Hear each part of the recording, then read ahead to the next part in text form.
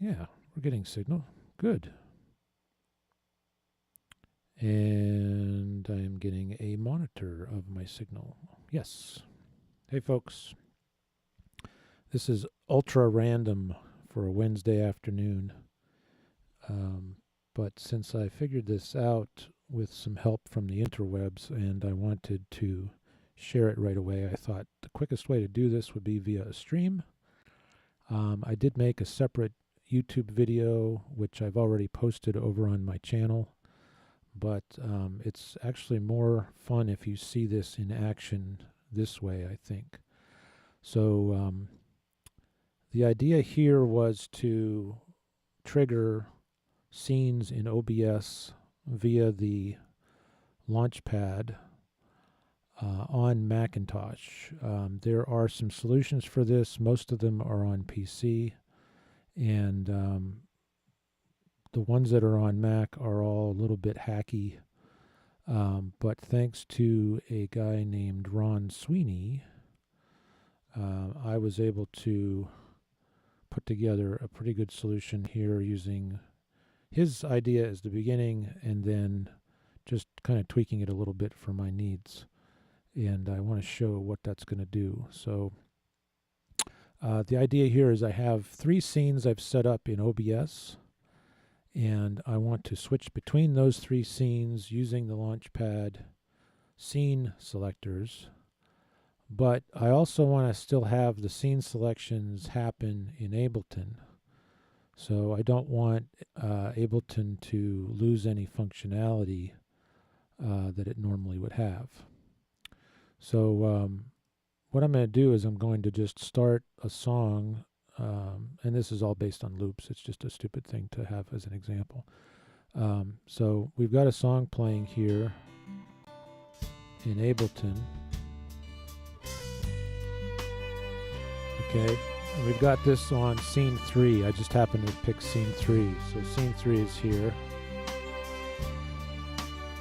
I didn't map the rest of these, but the idea will work for the rest of them. So if I want to go to scene 2,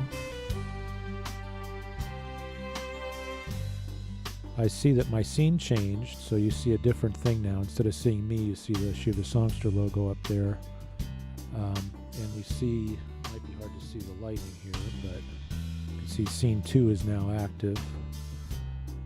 So the music changed. We dropped out the violins. Now we're going to go to the chorus, I guess. And when we went to the chorus, I changed to yet a 3rd scene in OBS. So it's all happening simultaneously. I've got Ableton open. As you can see, I'm sharing Ableton through OBS as well. And you can see the top row is highlighted. So if we go back now, got the top row is our chorus scene, and our middle scene, after the lag takes into account there, that's back to our, what they're calling verse here. And then if we go into a different turnaround, I guess, that's the 3rd scene with our fiddle.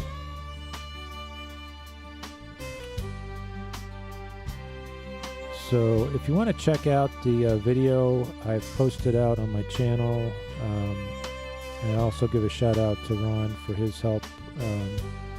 The biggest change here is that I've added a little piece of script that is basically jumping to OBS to make it primary, but also somehow that's allowing Ableton to still capture the command. So this too is a bit hacky, but it's actually pretty smooth. So I'm going to go through and map the rest of these scenes, and then I'll have a script for all of them.